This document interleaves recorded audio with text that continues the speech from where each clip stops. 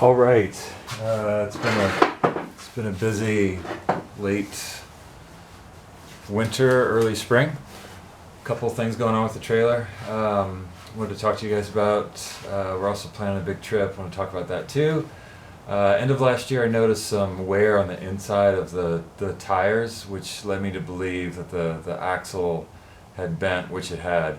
I wasn't surprised. You know, we're not doing like rock crawling or anything like that, but the wear and tear of the roads that we'd gone through last summer had finally bent the axle a little bit, enough to, like I said, cause some wear on the inside of the tires.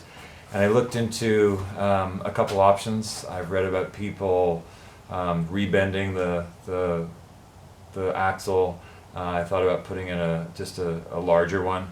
If I rebent it, I figured it would just bend again, and if I put in a larger one, the same suspension system would still give me, I've noticed I get this bouncing effect, especially on washboard roads.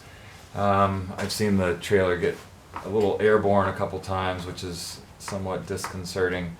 And I was, one, wanted to resolve the axle bending, and two, wanted to get a smoother ride. So we went with a Timbren axle system. I'll show you the setup in a second.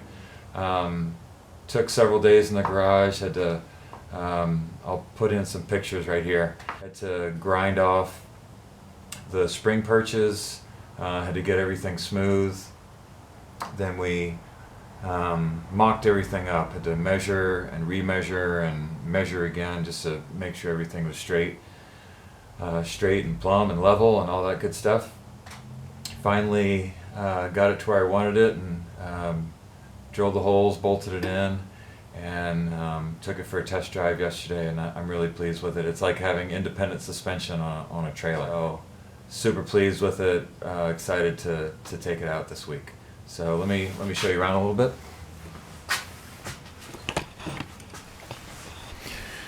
Here's the old axle. Not too much to see. Rest in peace. And if we come around here, probably won't be the best shot, but I'll do what I can. Right off the bat, here's a 1/4-inch 2x2 square tubing that serves as reinforcement. Actually, from this side, you can probably see that one better. Again, this is the 2,000-pound heavy-duty straight spindle setup. I'll link in the description below the installation instructions from eTrailer. They were super helpful. I don't know if you can see that any better, any different. But went together pretty well. No big issues. Everything bolted up nice. It feels nice. It feels nice and smooth when I ride with it. Again, big day will be tomorrow. We'll see how it works. But I'm pretty excited about it. One other thing you'll notice, my ride height didn't change any. So that's one thing I was concerned about. My ride height didn't change, and because of that axle being gone, I gained some ground clearance. Let's go back over here. I used to have that axle hanging down in the middle, way lower than what you see now. That 2-inch tubing tucks up there real nice. So lots of ground clearance. All right, we are packed up, just about ready to leave. There were two things I forgot to mention the other day. There were some couple smaller projects that I did over the winter. I made a video of the Monstaliner. I'll show you in a second. It didn't come out all that great. So far it's going real well. I forgot to put on my mask. Safety first. And made some mud flaps that I talked about in the part 2 trailer video, which you can check out, linked below.